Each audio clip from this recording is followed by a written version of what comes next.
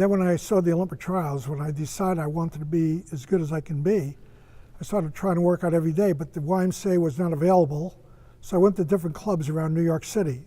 I went to the different Turnvereins, which is a German organization, the New York Turners, the Bronx Turners, the Sokals, which is a Czech type of organization.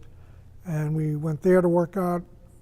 Also, the Swiss had a Turners in Union City, New Jersey, where around 15 Olympians came from in the past. I found out later on.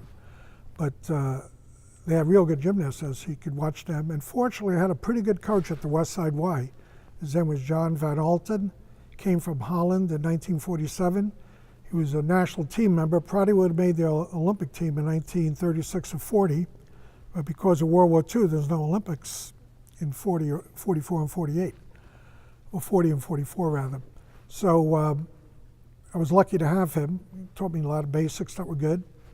And a year later, I practiced the compulsories. They used the same compulsories in 1953 as 1952, Olympic compulsories, and they're not easy, but I was able to learn them, not well, but I went to nationals in Chicago. Navy Pier was the 1953 National AAU Championships, and I placed 10th in the all-around, which I didn't think much at the time, but as I look back, there were about 35 guys in the all-around, and I beat many college guys. So I took a lot of pride. I remember placing like 6th on floor exercise and 8th on high bar. Also beating a couple of Olympians, former Olympians and things. So I said, wow. So when 1955 rolled around, January, they had the Pan Am trials in Winnetka, Illinois, and I decided to try out.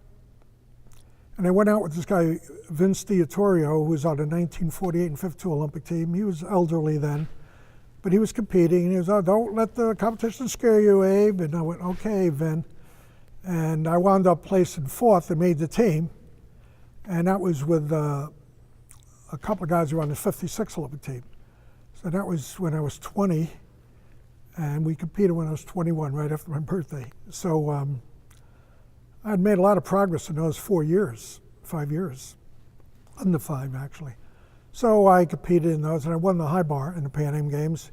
And this is just a little tidbit, but I actually got a 10 on high bar, because a guy from Venezuela and a guy from like Paraguay or something got like a 9-1 or a 9-0, and they weren't very good.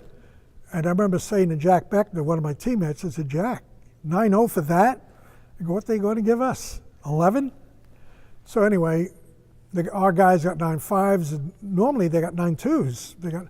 So when I went up, I really hit my routine. I got a 10. Remember, there were 5 judges. I got 4 10s and a 9-9, 10 average.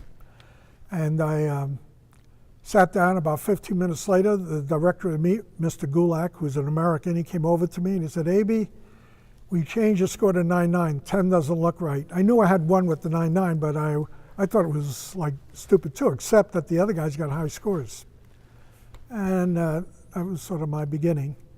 And then I made the 56 Olympic team, and I was not one of the people a lot of the coaches around the country selected because I wasn't in college yet. Well, I did when I made the Olympic team, but before I was in college, they were picking all these college guys. So I wound up making the team, and I was the only guy in the 1956 Olympic team not from LA. The other 5 competing guys were from Los Angeles. I was from New York City. So they had a lot of fun with me because of the way I spoke, and I didn't take crap from them, and I was a little tough guy because that's how we were brought up in the streets in New York.